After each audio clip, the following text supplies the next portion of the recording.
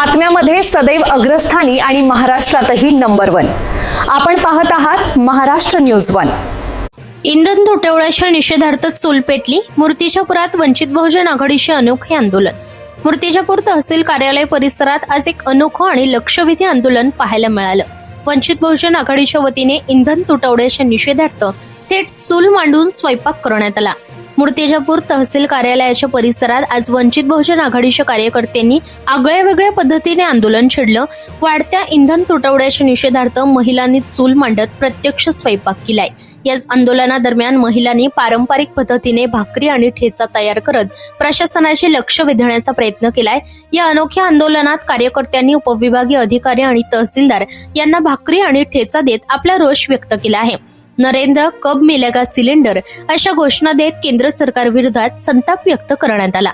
Maharashtra news 1 साठी संपादक इस्माईल शेख सह प्रतिनिधी श्याम वाळेकर, मूर्तिजापूर। आघाडीच्या वतीने मूर्तिजापूर तालुक्यामध्ये एसडीओ कार्यालयासमोर, तहसील कार्यालयासमोर या ठिकाणी आम्ही आगळेवेगळं असं एक आंदोलन या ठिकाणी करत आहोत। श्रद्धेय बाळासाहेब आंबेडकर यांच्या आदेशानुसार भारतामध्ये, आपल्या महाराष्ट्रामध्ये जे सिलेंडरचा तुटवडा झाला आणि सरकार म्हणते तुटवडा कुठंच नाही आहे। आणि आपल्याला माहिती आहे तुटवडा जे मोठे मोठे शहरात, मोठे मोठे सिटीत, पुण्यासारख्या सिटीतनी जे विद्यार्थी शिक्षण घेण्यासाठी जातात, आज त्यांच्यावर सुद्धा एक असा मोठा संकट आलेला आहे।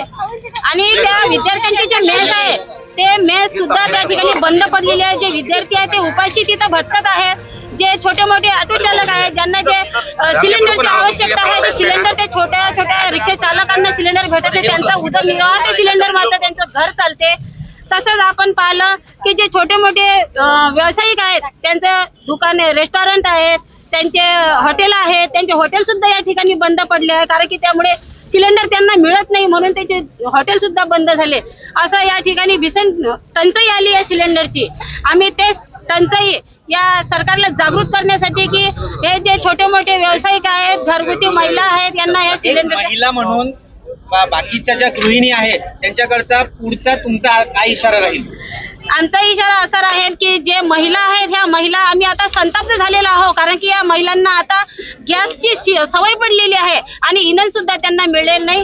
आणि याच्यानंतर आम्ही ज्या महिला, आम्ही महिलांचं त्यांचं मत घेतलं। महिलांचं असं मत आहे की जर या भारत देशासाठी चांगले लोकप्रतिनिधी आपण निवडून दिले, देशाच्या हिताचे जर निवडून दिले, जसं आपण पाहिलं श्रद्धेय बाळासाहेब आंबेडकर या जनतेच्या हितासाठीच काम करत आहे, बहुजनांसाठीच श्रद्धेय बाळासाहेब आंबेडकर काम करत आहेत। सिलेंडरला जर आज आपण मतदान केलं असतं तर ही वेळ आली नसती, असं आम्ही गृहिणी। या बातमीचा व्हिडिओ तुम्हाला आवडला असल्यास व्हिडिओला लाईक करा, शेअर करा आणि महाराष्ट्र न्यूज 1 या न्यूज चॅनलला सबस्क्राईब करा।